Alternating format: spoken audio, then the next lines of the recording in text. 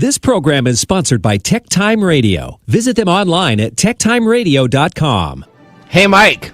Yeah, what's going on? Hey, have you ever heard of turbo debt? No, what is that? Something to get me into debt faster? No, turbo debt is not to get you in debt faster.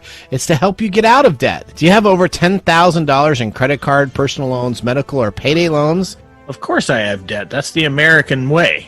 Au contraire, mon frere. Turbo debt will give you the option to break the debt cycle and start putting money in your pocket. That's awesome. Over 70% of Americans die with credit card debt. Do not let this happen to you. Turbo debt will give you an option to break the debt cycle and start putting money in your pocket. That's awesome. If you have over $10,000 in credit card debt and personal loans, medical, or payday loans, they can help. Go to turbodebt.com/TechTime. Again, that's turbodebt.com/TechTime, all capitalized, for a free consultation today. TurboDebt is a proud sponsor of this week's episode of TechTime Radio. Broadcasting across the nation from the East Coast to the West, keeping you up to date on technology while enjoying a little whiskey on the side, with leading-edge topics, along with special guests, to navigate technology in a segmented, stylized radio program. The information that will make you go, Mmm. Pull up a seat, raise a glass with our hosts as we spend the next hour talking about technology for the common person. Welcome to TechTime Radio with Nathan Mumm. Welcome to Tech Time with Nathan Mumm, the show that makes you go, Technology News of the Week, the show for the everyday person talking about technology, broadcasting across the nation with insightful segments on subjects weeks ahead of the mainstream media. We welcome our radio audience of 35 million listeners to an hour of insightful technology news. Each week our show covers the weekly top technology subjects without a political agenda. We verify the facts, and we do it with a sense of humor in less than 60 minutes. And of course, with a little whiskey on the side. We are live streaming during our show on 5 of the most popular platforms, including YouTube, Twitch.tv, Twitter/X, Facebook, and LinkedIn. We encourage you to visit us online at techtimeradio.com and become a Patreon supporter at patreon.com/TechTimeRadio. I'm Nathan, your host, a technologist with over 30 years of technology expertise, working for Fortune 500 companies across the country. Today in studio, we have with me co-host Mike Roday and Mark Gregoire, a whiskey tech time taster and Odie behind the board. Now, Mike is an award-winning author, originally from Arizona. Mike is a human behavior expert living in the Seattle area with a master's degree in forensic psychology. Mike is here to help me keep from geeking out and providing insight into human behavior and how it interacts with technology. Mark Gregoire, a whiskey connoisseur, is a senior technical executive with a 30-year record of establishing technology solutions. But he is our skilled whiskey drinker and our go-to pick-of-the-day expert. We are friends from different backgrounds, but bring the best technology show possible every week for our family, friends, and fans to enjoy. Welcome, everyone. Let's start today's show. Now on today's show. Today on Tech Time with Nathan Mumm, welcome to Tech Time Radio. This is going to be an action-packed show today as we keep you on the edge of your seat. You're going to be discussing Sam Altman Saga. I just checked it before we came on the air because this is a Hollywood made-for-TV Netflix drama series. This is a Nathan Lifetime series. Oh, this is perfect. This is absolutely, and I'd watch it over and over and over again. All right. We're going to be talking about all the things that are going on in AI for his future. We're also going to be talking about Elon Musk's X, what's going on in his future with his advertisers. And can AI detect individual geese? We may get to a story that Mark threw in there, so we'll see if that happens today. Also, we are exploring why a company... Geese, that is correct. Like the bird geese? Yes, Mark's been trying to get the story in. And if we have enough time at the end of the Nathan Nugget, I'm going to talk about this on the end of my deal. So we'll see if we get to this. Or we may just, you know what? Detect an individual goose. That's right. We have Robert Plotkin from BLueShiftIP. He's a recent author in the article of Inc. magazine titled Patent Law Isn't Ready for AI. He's going to be joining the show and help us bust some AI misconceptions. We have a special Mythbusters Thanksgiving episode to be thankful about. In addition, of course, we have our standard features, including Mike's mesmerizing moment, technology fail of the week, and the Nathan Nugget. So sit back, raise a glass. Welcome to a thankful Tech Time Radio. As always, we talked about our pick of the day.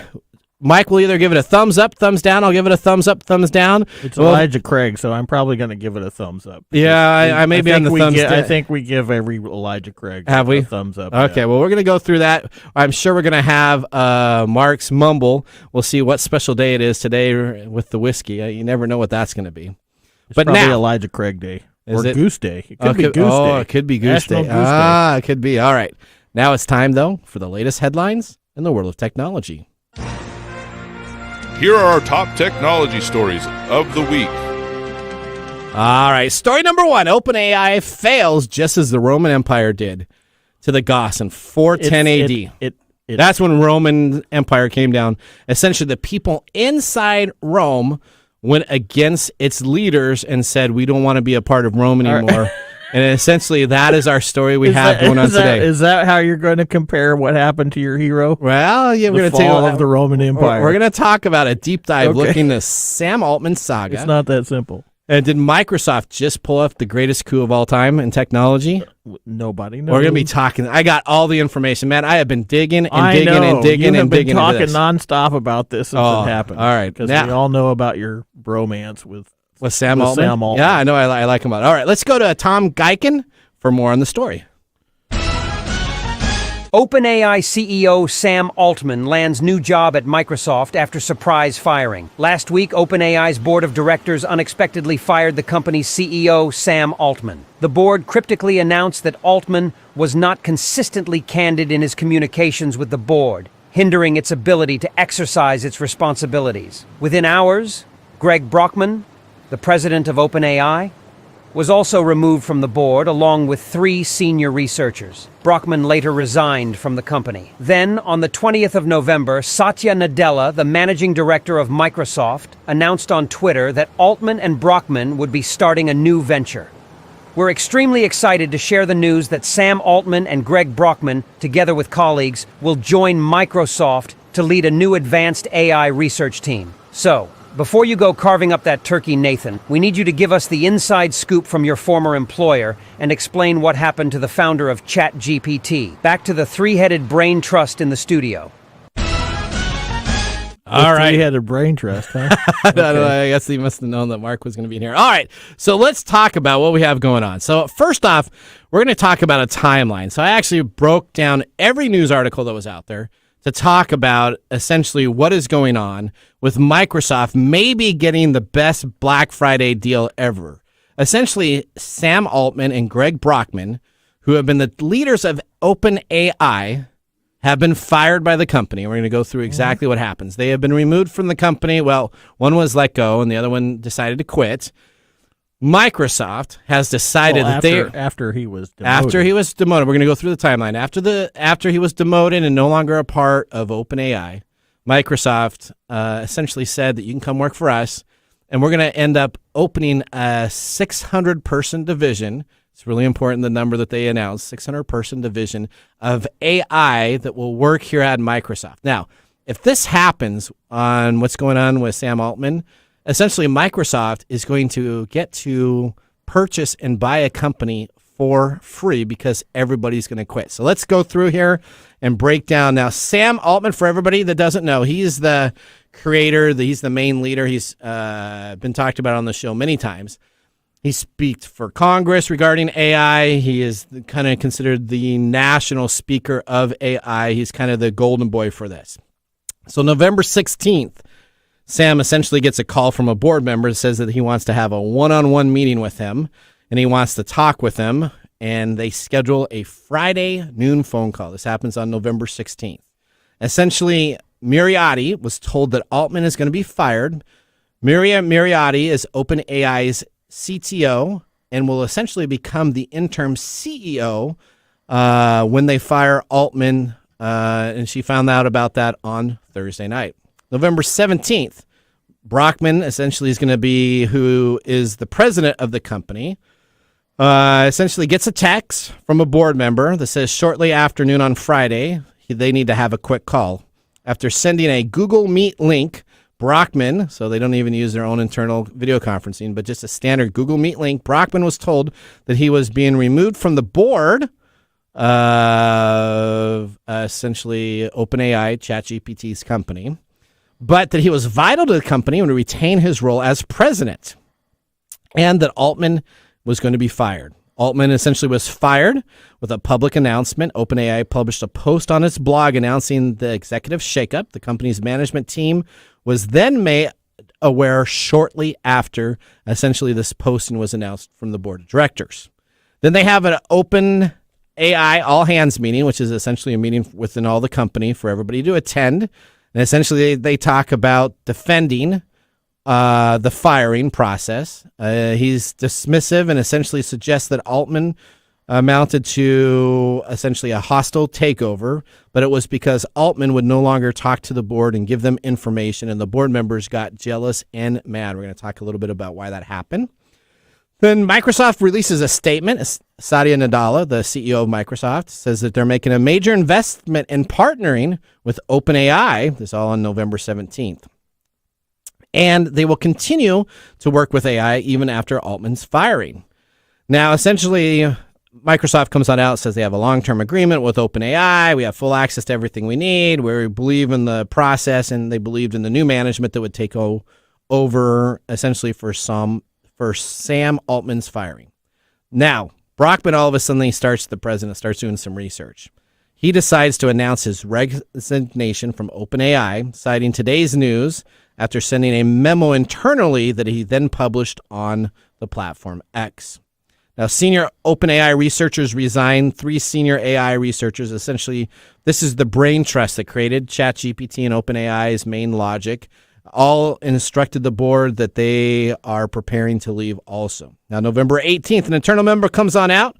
It says the COO, Brad Lightcap, made the announcement that he was surprised that the management had met multiple times and did not know that Altman was going to be out. So this is the senior manager. Think of being a senior management of the company itself.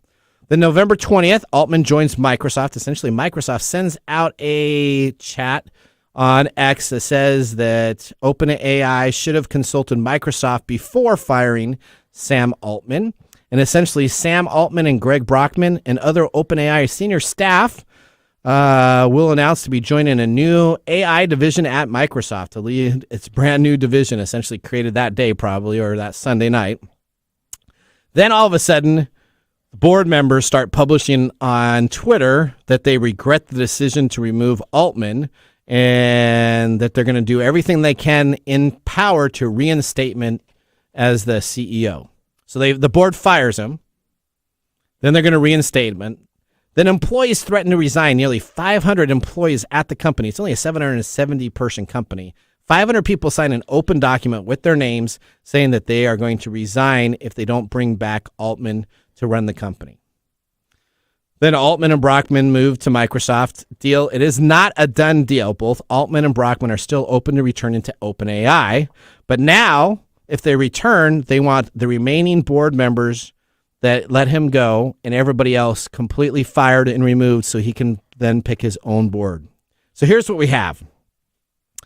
Now, during this time, OpenAI board, it's been discovered that they went to a rival large language model developer and offered the CEO there to replace Altman. Also, during these events himself, we have found that what happened is Sam Altman is the creator and one of the originators for essentially OpenAI. OpenAI is a non-profit company, not a for-profit company. So what happened is the board members wanted to move the company to a for-profit company, and Altman said no. He didn't need to do that. He didn't need the money itself. So his disagreement with his board members were essentially he was no longer listening to them, right? He was like giving them the middle finger, saying, kiss off, I have nothing to do with you. This sounds a lot like a soap opera. It is. So essentially the board members get mad. They have a hissy fit over Sam, who's not listening to them because they want to go public and become rich. A lot of the board members are not well-named board members, so if they did go public, the company would be worth millions and millions of dollars that they would get to put in their pockets and they'd be taken care of. Altman said no. His leadership, they did a 2-month investigation to see if they could find any other dirt on Sam Altman to fire him for other reasons at the company itself. And what ended up coming out of that is essentially that he's kind of a jerk of a guy, but he didn't do anything wrong. He's just kind of a jerk type of guy that expects people to work hard and your normal, typical CEO of a company and your figurehead, right? Yeah, your Elon Musk. Yeah, so you get a little bit crazy. The board then ends up not talking with the investors because it's a nonprofit board. They have to be invested, so people pay money for the board. All of a sudden, Sam Altman goes away. Microsoft on Monday announces they're going to hire him. Microsoft stock shot up over $63 million in profit just by the announcement of bringing on Sam Altman to the company itself. In one day, the stock value increased that much by them bringing on to the company itself.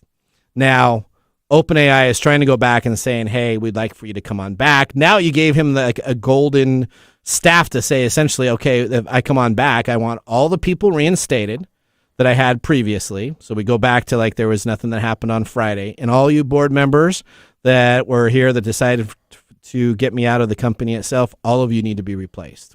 So the board members wanted to clean house. Yep. And learned that it was a bad idea. Yep. And now Altman wants to clean house for him to come back. That's correct. And if he doesn't come back, essentially Microsoft has decided to create a brand new AI division with Sam being the leader. He can be in charge of it. And they're going to open up 600 positions in the same area that OpenAI has 600 employees looking to essentially go and work for Sam Altman at a different company. Okay. So here's Microsoft. Wait. Yeah. So OpenAI is a non-profit. Correct. You said the board wants to go. They want to go public. They want to be a for-profit company, so they fire Altman. Correct. Microsoft then picks him up because they're a for-profit company, and he's okay with that? Well, yeah, he's because he can come on in. He can bring out all the people that he had working on AI. It wasn't necessarily that. What he didn't want is, I'm sure he didn't want his board members, and he wants his price for his AI to be used by the common people. So now if Microsoft gets it, they're going to put it on GitHub, which is used by common developers all the time. They'll put all that code base in there, and essentially will just blow up essentially what ChatGPT did for their $20 a month subscription fee per person. They'll just move it over to Microsoft, and now Microsoft has the whole brain Microsoft trust. is going to treat it like a non-profit. No. No, okay. They're going to all right, okay. I'm just checking. But Altman doesn't have a job right now. So, the problem, this is one of the problems why I have issues with AI, because of this kind of stuff right here. Okay. Because Meaning? First off, we don't know the complete and full stories about what's going on, but it sounds pretty acrid. Okay. It sounds like there's a lot of problems going on. There is, yeah. Between human beings. Yeah. And these same human beings are the people that are coding AI to do things. Well, I don't think the staff was upset with Altman. I don't think none of the staff asked for him to be replaced. I think it was just the board members that he was kind of giving them the middle finger to and say, hey, you guys are a bunch of idiots. I don't want to deal with you. They were the ones that got upset. Yeah. So they said, okay, so they said either work with us or don't work with us. We're going to see what happens here. So what do you think's going to happen?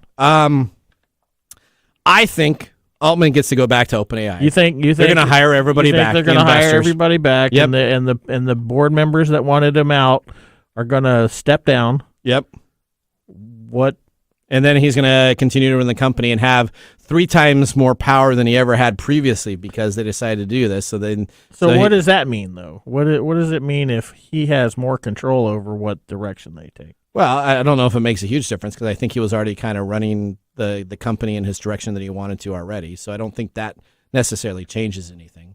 I think what it does is that all these people that he didn't know were against him or didn't like him, essentially he doesn't have to worry about him anymore. So, I mean, if you look at that, that's like a dream come true, right? If you have bad board that you're working with and they get rid of you, all your employees say, hey, I want to continue working with this. I guess it depends on what side of the fence you come down on. Obviously, you're an Altman fan, so you can't get 500 people to sign a petition, open petition with their names. That's a big deal. I mean, even the first 20 or 30 people. Sure, it's a big deal. Because you're just putting it right out there. Okay, you can fire me. I want to work for this guy. Okay. So you got 90+% of the company that put their name on there and say, hey, we want to work for this guy. So this is what's going to happen. If OpenAI chooses not to bring him back, Microsoft is going to buy a building down the street from where they're currently the headquarters of OpenAI. They will open a Microsoft campus right there.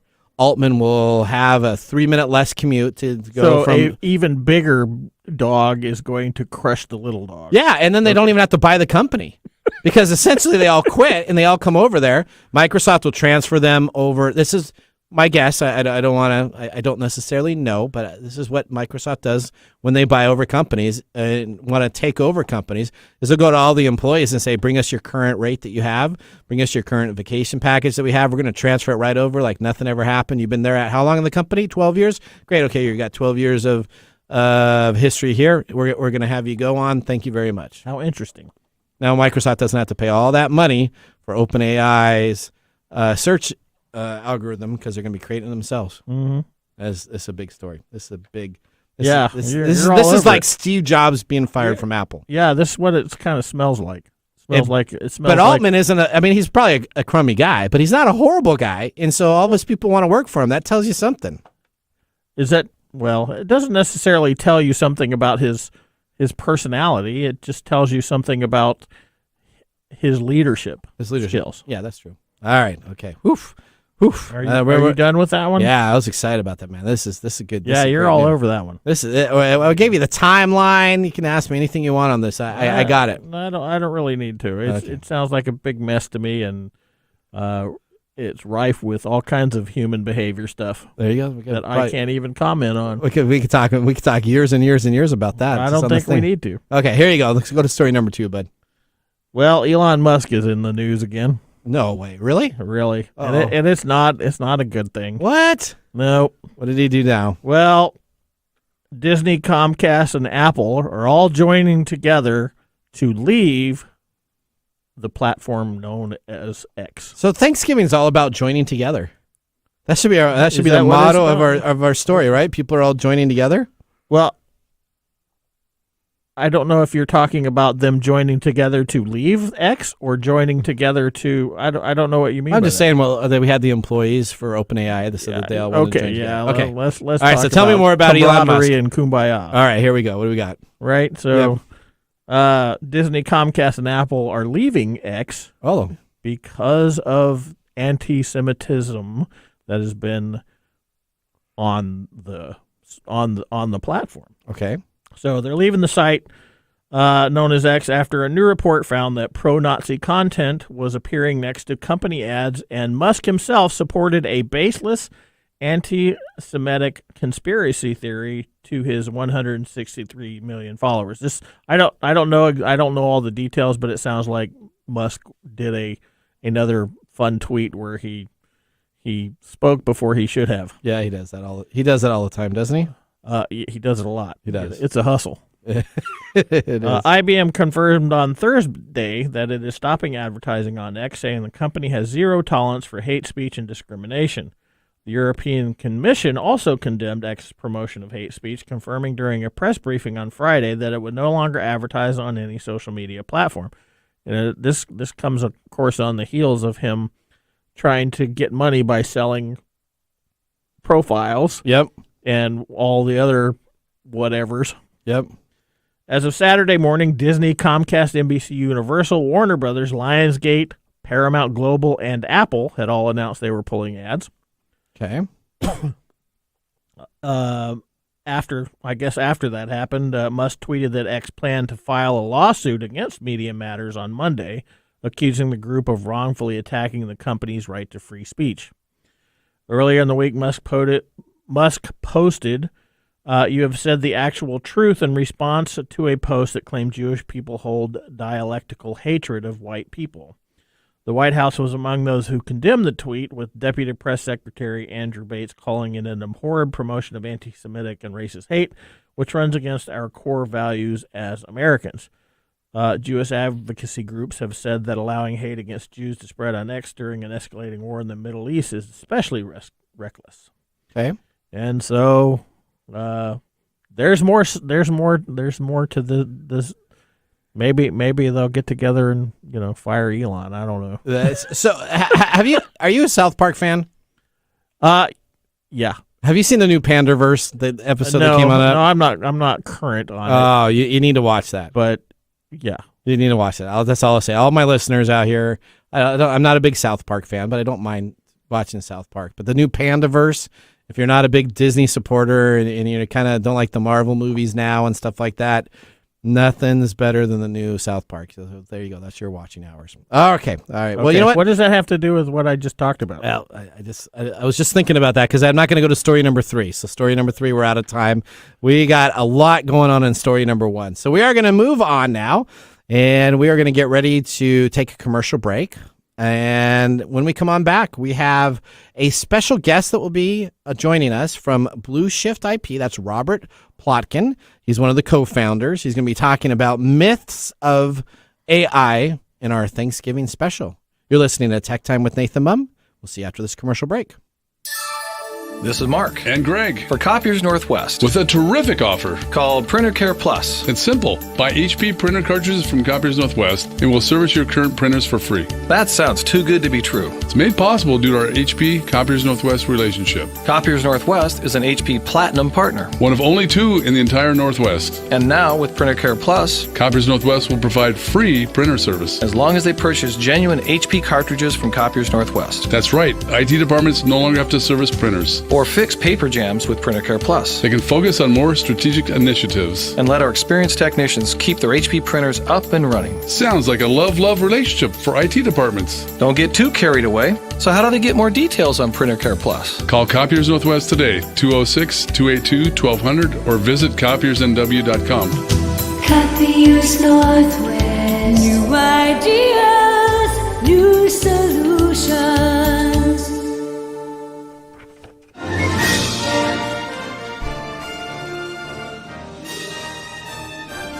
Ooh, horsey music for me. This is your favorites, wasn't it? Welcome back to Tech Time with Nathan Mumm. Tech Time is a weekly technology show that talks about current technology in a simple format without having to geek out. Brought to you by myself, Nathan Mumm, and Mike Roday. We just had our first whiskey tasting during the break. Now we have Mark in studio to tell us what we are sipping for our pick of the day. Tell us about this, Mark. Today we brought in Elijah Craig 18-year single barrel. So it is from Heaven Hill. It's from the Heaven Hill Distillery in Bardstown, Kentucky. It is a straight bourbon. It's at least 18 years old. It's 90 proof. It is 78% corn, 12% malted barley, and 12% or 10% rye. Cost is about $160. Wow. And on the secondary market, it goes for roughly around $300. That sounds like my kind of mash bill. Yeah, there you go. Okay. Well, what was your first taste of it? It's good. It was pretty. You know what? You thought you said I wasn't going to like this. Thought you weren't going to like it. It's a little heavy on the wood, a little tannins in there from the wood because it's been sitting in the barrel 18 years. I thought Mike might really enjoy it because he's demonstrated he really likes that woody taste. Well, I think I've been an Elijah Craig fan, though, before, haven't we? I think you've been up and down. Am I up and down? You're up and down. You're very inconsistent. So if it's cheap, you tend to like it. The more expensive, not so much. Okay. What does that sound? What does that sound like there? We like to call that thrifty, not cheap. So let me tell you what they say about it. Okay. So from Elijah Craig's website, it's bottled solely from the contents of one expertly chosen barrel. So this expression of Elijah Craig is the pinnacle of bourbon craftsmanship. Bold, robust, incredibly complex. 18-year-old presents a rare and unique opportunity to sip some of the oldest bourbon in Kentucky. Richly textured, nutty and semi-sweet. Initial bursts of honey give way to toasted wood and pleasant char, then lingers with vanilla and pepper. Yes. All right. Yeah, I taste the pepper part. I was tasting the pepper part. That's good. So I got to get off quick so we have time for that little goose at the end of the show. I'll be so excited. Otherwise, we're going to turn into like Matt Damon and Jimmy Kimmel, where you're going to keep promising this episode. Things, and then we'll get to it. Yeah, okay. Well, we got to get to the geese. That's right. Because he's been pushing that story at least the last 5-6 meetings. Has it been that long? I don't know that it's been that long. Is it 3 or 4? How many meetings have you been pushing that story for? It's been like 3. Probably 3. Okay, all right. Yeah. Okay. Hopefully we get to it today. All right, well, with our first whiskey tasting completed, let's move on to our feature segment. Today we have Robert Plotkin, one of the founders of BLueShiftIP. He's an expert in the intellectual property law and has authorized several articles on the subject. He's recently selected for the 2023 Massachusetts Super Lawyers List for Intellectual Property Law. His book, The Genie and the Machine, addresses generative AI concept. Let's get ready to start our Comcast video stream to start our next segment, Mythbusters Thanksgiving. Who are the Mythbusters? They don't just tell the myths, they put them to the test.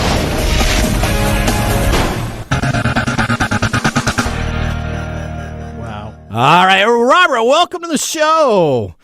Welcome for the Thanksgiving episode. I'd say that this was uniquely different, but this is pretty much all of our episodes. You just don't know what you're going to get all the time, right? Everything's a uniquely celebratory show that we do. Is that what you tell yourself? That's what I tell myself before you go to bed. That's what I do. All right, so welcome to the show. Now we're going to go right into some holiday myth busting AI assumptions. So let's get right out of the bag. What are some myths that most people assume about AI? Yeah, thanks so much for having me. I mean, the biggest myth and definitely the biggest fear that people have about AI is that it's going to replace us all and make us obsolete, if not become our overlords. And although it's true, and we can't deny that AI is getting better and better at performing tasks that only we could do in the past, that's been true of every new wave of technology. And it probably will make some types of jobs obsolete, but there's at least two ways in which we're all going to remain necessary and in demand. And I don't think you have to worry about AI doing the next episode of your podcast. The first way is that we all need to learn how to use and leverage AI to become more efficient and effective at what we do. So if you're someone who writes for a living or podcasts or speaks or consults for a living, now's the time to learn how to use ChatGPT and other AI tools to brainstorm, generate drafts, summarize documents, work back and forth with it, and perform other types of tasks to become better at what you do. And the second reason AI isn't going to make us obsolete is that new technologies like AI always create a demand for new skills, new products, new services. There was no job called web developer, for example, about 30 years ago, and because there was no web. And AI is creating demand for people who know how to create new kinds of AI, who know how to set up and command AI, who know how to leverage it to solve problems better and faster than before. So that's going to continue the way in which AI creates demand for new skills and new services, and it's going to happen in ways we can't even begin to imagine now. All right, so there you go. So Mike's a big skeptic here of AI. So you're going to have to, by the end of this interview, convince him that he will like AI, right, Mike? I don't think that's possible. Okay, all right. I mean, it's not about the whether I like it or not. It's about how I see it being used and especially how people will interact with it. Well, let's start off with a big question here. Robert, is AI going to replace human authors, artists, and inventors, right? So artists, you got all these graphics from DALL-E to Midjourney that does all this work, and the big thing is out there that people are concerned that people will lose their jobs, like the authors, artists, and inventors. So explain, what is your feeling on this? Yeah, I don't think that if you are a really skilled author, artist, or inventor, you're going to be replaced. But if you're mediocre at what you do, you need to really start upping your game now, because you're going to face some competitive pressure from AI. But what's also interesting is that if you're not a very good artist at all, I'm not a good artist, you can use AI tools like you mentioned, Midjourney, DALL-E, and there's others out there to turn you into at least an average artist. That's kind of amazing. I mean, if you use those tools, you can create pretty good artwork just by writing a description of what kind of image you want to create. And if you're on the other end, if you're like a top tier professional artist, you can use those same tools plus all of the traditional art graphics software that's out there to make you even better, to put you like right at the top of your field. So what I'd say is that AI is not going to replace artists, for example. It's going to make it possible for anyone to create art, and it's enabling great artists to become super great artists, as long as they put the time and effort in. It's the people in the middle who I think might get squeezed out from the bottom and the top, and who need to be concerned. Yeah, you're talking about somebody getting pressure from both sides now. Not only are we having pressure from the AI that's creating a downward pressure, so to speak, to perform better. Now we have pressure from people that don't do this regularly using AI to increase the pressure going the other direction. So you're essentially So isn't this getting rid of the people that aren't really that good with graphic art? I mean, so that's what I feel like. So this comes down to competitiveness in general. Yeah. Right? You're increasing this competitiveness in this section of the population. Okay. In two directions. Okay. What is that going to do? I mean, it's going to put a lot of people who, maybe they're mediocre. It's going to put a lot of people out of their skill set because they're being replaced by this new wave of creation. So let me go back to Robert here. Aren't those people, though, the mid people that the AI is going to replace, those people will probably go find other jobs. And if they're the mid-level, wasn't that kind of making it really muddy for the real artists to actually get the paydays and stuff like this? So we're talking about if you're Joe, right, and you are, I don't know how you see. One of the problems with creativity is that it's subjective. Okay, right. So if you're Joe and you're mediocre by some standard, and then you have AI coming in and putting you out of work, that means you have your whole entire life has just been wiped away, and you have to go and you have to re-educate yourself on something else. Okay, right? Well, maybe that's exactly. Isn't that a problem? Well, I don't know. Is it better that you get re-educated and always stay? I don't know. I've asked you this question before, but if I learn all the time. But if you came in and AI replaced you, your skill set, I wouldn't worry about that. You would be okay with that, even if you couldn't make money doing what you do. I would be a little bit okay with that. All right, going back. Sorry, Robert. You can see Mike really is passionate about AI. So like a lot of our listeners you're are just too. baiting me right now. No, I'm not baiting you. I'm not. Okay, so you're thinking that the human authors, the artists and inventors, they're still going to exist, if I got it right. But they're going to either have to be at the real top of their game and no longer in that middle level tier of just kind of floating around. Otherwise, AI can replace them. Is that what you're saying? Yeah, and I think this is just a continuation of the competitive trends we've seen over the last few decades that came from things like outsourcing, where people have been competing against the global labor market. This is the continuation of the same trend in that direction. And I think it's important to remember that all kinds of automation automates skills. It doesn't automate entire people. So unless your entire job was creating mediocre art, I don't think it's true that you're going to be out of a job. It means you may not be able to generate economic value from doing that one thing. But as long as you have the ability to do other things that have economic value, you'll still be able to do that. All right, that makes sense. Okay, all right. Next question. Well, that's not my biggest concern with it. So. Okay, so how is AI being used by technology companies to develop new products and services? Let's talk about that. The way that I find most fascinating, in addition, well, let me just mention one way, is that companies can uncover demand for new products and services by having access to data like how customers use their products and services, what people like, dislike, are satisfied with, dissatisfied with, what works well, what doesn't work well. Companies can mine that information to come up with ideas for new products, services, improvements that customers will like and will pay for. So that's one thing. But then when it comes to actually developing new products and services, AI can be used for that. I'll use drug discovery as an example.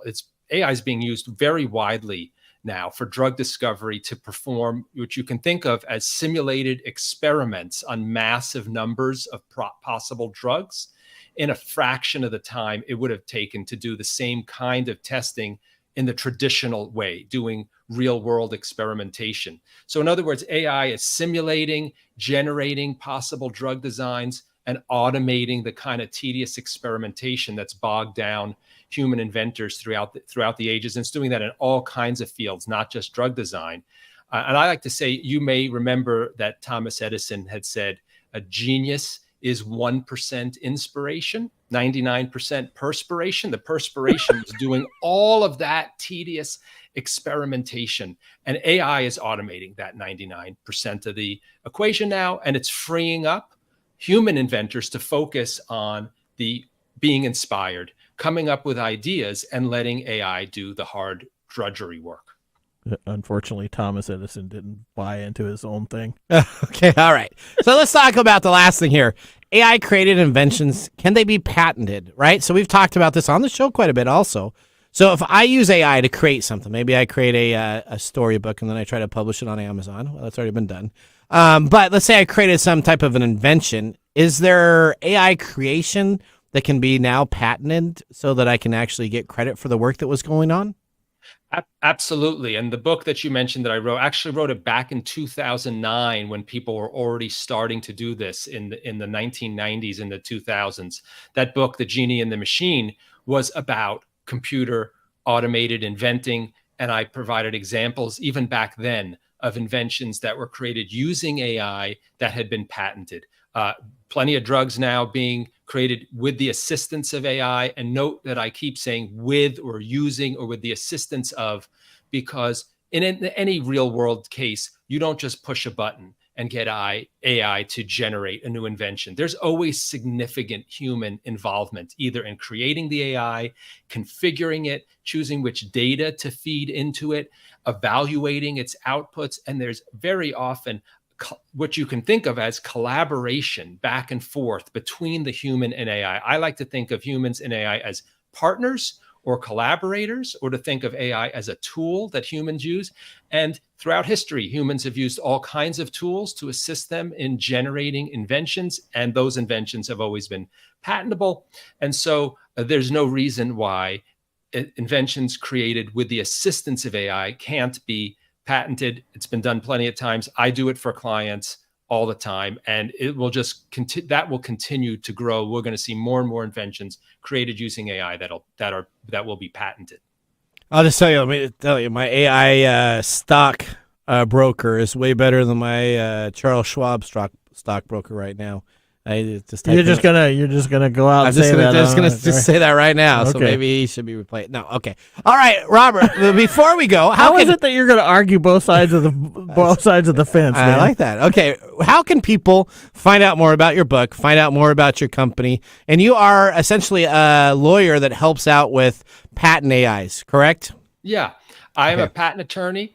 I help individuals and companies obtain patents on new types of software, including AI, and on inventions created using AI. I'm at the law firm of BLueShiftIP. You can find my book, The Genie and the Machine, on Amazon. You can follow me on LinkedIn, linkedin.com/in/Robert Plotkin. I post there frequently, all on all topics relating to AI. And you can check out our law firm website at BLueShiftIP.com. All right. Thank you so much. Robert, thanks for being a part of the show. Are you okay, Mike? You going to be okay? Oh, yeah. Thanks, Robert. There you go. All right. That ends our segment, Mythbuster Thanksgiving Special. Up next, we have This Week in Technology. So now would be a great time to enjoy a little whiskey on the side, as we'll be doing so during the break. See you in a few minutes. How to See a Man About a Dog.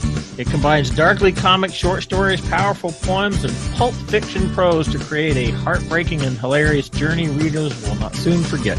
Read How to See a Man About a Dog, Collected Writings, for free with Kindle Unlimited. Ebook available on Kindle, print copies available on Amazon, the Bookpository, and more. And now, let's look back at this week in technology. All right, November 19th, 2006, Nintendo releases Nintendo Wii. Nintendo released the Wii game console to compete with the Sony PlayStation 3 and the Xbox 360 that overheated.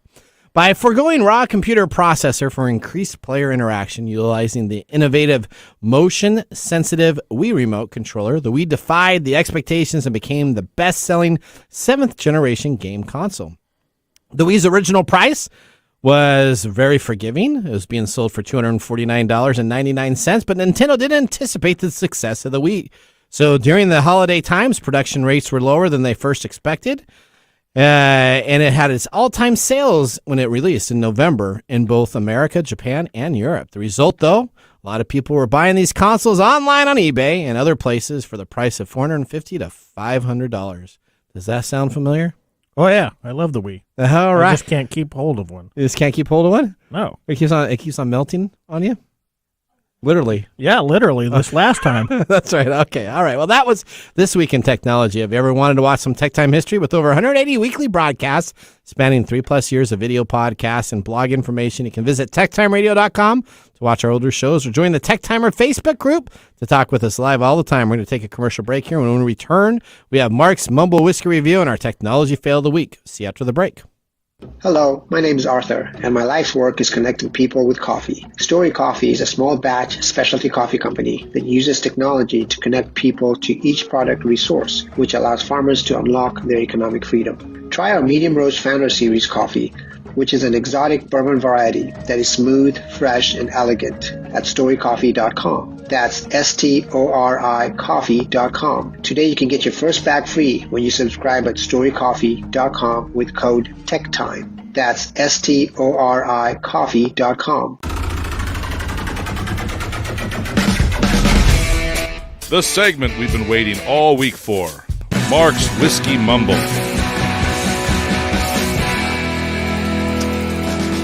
Wow. All right, what do we got? Most exciting time of the show for you two. It is sometimes. Every time. I listened last week because I wasn't in studio, so that made me sad. We were sad for you not being here. Well, thank you. We drank extra. Well, good. And I was listening to it, and you guys were like, oh, man, we have to do what's today. It's PJ Day, so silly. And then you spent 5 minutes talking about pajamas and jammies. That's his fault. That's the way we go. That's so you never know what's going to happen. I don't. Okay. All right, so what are we celebrating today? So our Alaskan friends will know what today is. Salmon Day? No, good guess. Is it Gold Rush Day? It's close. It is an animal. Oh. Kind of. Is it the Polar grizzly bear bear? day? No. It is Alaskatalo Day. Alaska Tallow. Okay. Alaskatalo. And what does that do? You want to explain that? I will. It's a funny celebration based on the Alaskan mascot. It's a cross between a moose and a walrus. Oh, okay. So we have those in Arizona and Texas, but they're called jackalopes. Jackalopes, yes. You can see some funny pictures of those online. And so the Alaskatalo Day Parade in Anchorage lasts for around 4 minutes. Oh. It goes down an alley that measures a block. That's because it's too cold.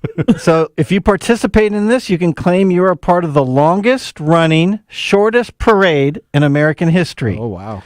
And you wear disguises, and you step. Because you don't want to be known. Because you don't want to be. That sounds like something that Nathan is going to do next time. And if you do, it always starts at the same time, 3 minutes past noon. Oh, okay. All right. And it lasts for 4 minutes. Yep. That's the perfect. You can do that during your work break. All over it. There you go. You got to be a disguise. You can all right, wear tell us your more costumes. about the whiskey. Tell us, because I'm liking this whiskey. Right? Because I already gone through it. Wow. But he was really liking it. So tell us what we got. So Elijah Craig was an American Baptist preacher who sometimes he's rather dubiously been credited with the invention of bourbon whiskey. Okay. Now, Heaven Hill markets Elijah Craig 18-year by asking, ready to experience some of the oldest bourbon barrels in Kentucky. Well, Elijah Craig 18-year and Elijah Craig 23-year remain the stewards of high-age bourbon. Now, they used to have yearly releases, or they have yearly releases of those, and no other brand matches that track record, really, of high-age bourbon. But at one time, they used to have a 20, a 21, and a 22-year single barrel variants. But at this time, those are all discontinued. So you just have now the 18 and the 23 on a yearly basis. Okay. Now, Elijah Craig 18 has its fans. I am not one of them. So now remember, these are single barrels, and they can fluctuate quite a bit. So I've tried 3 different bottles recently. All were wildly different. One was undrinkable for me. Couldn't even really put it down. It was way over oak for me. One was so-so, and one was fairly enjoyable. Luckily, that's the one I brought to a party last week to share with friends. Okay. But it's still, even that, it still wasn't my favorite. So sadly, this bottle we have here for me was the so-so bottle. Now, for the money, you remember, if you can find it at cost, $160, it's not worth the money, especially for something that varies so much and you don't know whether you're going to have a good bottle or an okay bottle. It's not worth the hunt. So I will be sticking with Elijah Craig Barrel Proof, which is usually around 12 years, and that is one of my favorite all-time bourbons. Okay. There you go. I'm kind of liking this, though. Are you liking this? Yeah, I already finished mine. Yeah, you did. Okay, well, now Just like a great pairing of fried Brussels sprouts and French onion green beans for Thanksgiving. Yes. You're really starting to stretch these. We're going to move on to our technology fail of the week. We are out of time. Congratulations. You're a failure. Oh. I failed, did I? Yes. Did I? Yes. Did I? Yes. All right. This technology fail comes to us from a listener. Submitted this on our process to submit emails to us. All you got to do is send it to info@techtimeradio.com or host@techtimeradio.com. Essentially, this technology fail is the United Health company that uses an AI model that has a historical 90% error rate that denies care. Oh, look at that. A lawsuit alleges. For the largest health insurer in the U.S., AI's error rate is like a feature, not a bug. United Healthcare, the largest health insurance company in the U.S., is allegedly using a deep, flawed AI algorithm to override doctors' judgments and wrongly deny critical health care to elderly patients. This has resulted in patients being kicked out of rehabilitation programs and care facilities far too early, forcing them to drain their life savings to obtain needed care to be covered under the government-funded Medicare Advantage plan. This is all according to a lawsuit filed in the U.S. this week at district court in the District of Minnesota. According to the lawsuit, United Health started using NH Predict in at least November of 2019 and is still being used today. When patients and their doctors have requested to see NH Predict's reports from the AI, United Health has denied their request, telling them the information is proprietary according to the lawsuit. And when the prescription physicians disagree with United Health's determination of how much post-care is needed for the patient, the judgment is just overridden by the AI's decision. The use of the AI is not new to the healthcare industry. While AI chatbots create images and generate grabbing headlines, the healthcare industry has been using AI for over 20 years. AI uses establishing algorithms racially based in its patient care all the time. You hear that? Racially based? But what sets the situation apart is that the dubious estimate NH Predicts spits out seems to be a feature, not a bug, for United Healthcare. Since United Healthcare acquired by Navi Health in 2020, former employers have told Stats, the company who focuses on shifting patient advocacy, that they're getting even worse in what they do today. All right, well, now we're going to head into our Mike's Mesmerizing Moment. This is Mike's Mesmerizing Moment, presented by Story Coffee. Visit storycoffee.com. All right, so we're going to be talking about the era of green and blue message bubbles on an iPhone versus an Android device. Yeah, okay. This was a big discussion last night. I don't even know why this is going. Well, I know why it's going on. It's just funny that it's going on. Go ahead. Okay, so essentially, explain yourself. Essentially, if you are an Android user and let's say you're under the age of 30 and you hang out with iPhone users, there seems to be a lot of discrimination between the Apple users of a phone versus the Android users of a phone. We have somebody in our staff that's an Android user, a younger individual, and she says that she is struggling because of the envy of the iPhone users, saying that she is not at the same level as them because she has an Android phone. Now, you went off to try to help explain this last night. Yeah, I want you to explain this a little bit to us today. This is displaced anger. You know, in this whole economy of inclusion, we forget that human beings are naturally exclusive. Okay. So we're always looking for differences because differences mean danger to our primitive brains. Okay. And we are trying to overcome that. But there's a lot of anger that this is just an opinion, right? Yep. That this unsubstantiated anger is drifting into these smaller scale places where we can discriminate against people based on certain things that we do. The iPhone Android bubble is one of these ways in which we can continue to do our natural human thing of exclusion.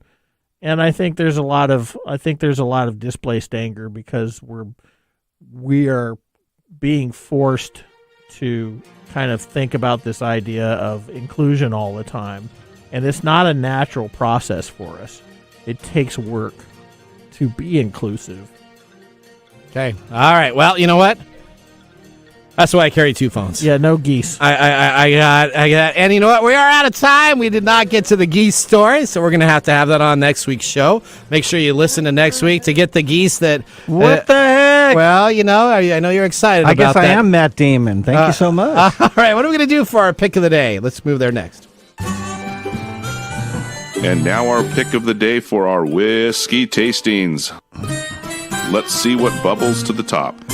We are drinking Elijah Craig, 18-year-old, single barrel. Probably thumbs down for me, but if you really like wood and heavy wood influence, this might be your jam. All right. Thumbs up. Thumbs up. Odie liked it. I don't think I have to say anything because you're already gone. I already drank all mine. And mine's a thumbs up. I'm going to give it a thumbs up too. It was pretty good. I actually You're going to give it a reluctant thumbs up. It's a great whiskey, just not my flavor profile. All right. Well, now we didn't get it through the Nathan Nugget. I'm going to have that on air later, so make sure you listen to our stream later. Thanks for joining us on TechTime Radio. We hope that you had a chance to have that moment today in technology. The fun doesn't stop there. We recommend that you go to TechTimeRadio.com and join our fan list for the most important aspect of staying connected and winning some really great monthly prizes. We also have a few other ways to stay connected, including subscribing to our podcast on any podcast service, from Apple to Google and everything in between. We're also on YouTube, so check us out on youtube.com/TechTimeRadio, all one word. We hope you enjoyed the show as much as we did making it for you. From all of us at TechTime Radio, remember, Mumm's the word. Have a safe and fantastic week.